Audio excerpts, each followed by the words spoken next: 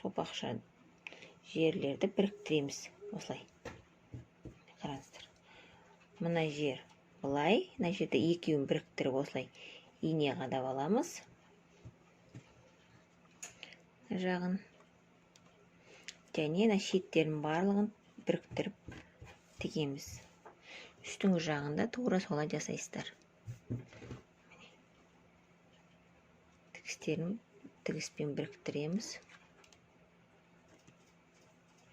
Жағын бәрін біріктіріп, мынаны былай үстіңгі жағын және астыңғы жағына былай тігіс жүргізіп шығамыз.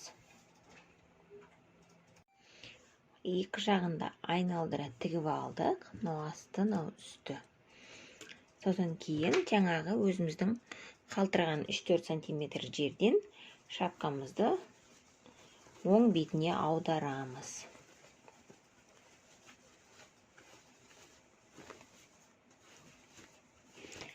Сіздер матасын екі жағын екі түрлі қылып алсаңыздар да болады.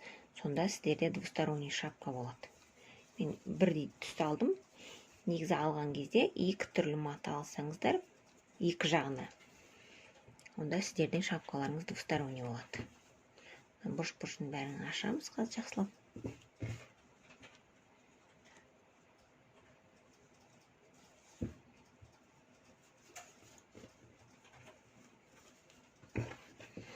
Бұрыш-бұрышын барлығын ашамыз.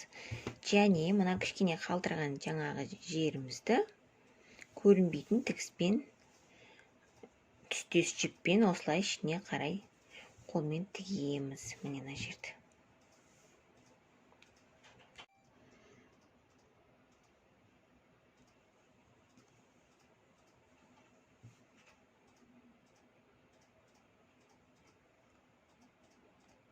Міне шапкамыз дайын.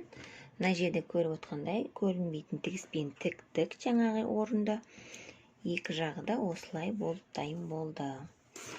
Енді шапкамызды былай қосамыз. Тіккен кезде матаны екі жағына екі түрлі матамен тіксеңіздер болады. Сонда сіздердің шапкаларыңыз двусторонний болады. Екі жағында киюге болады.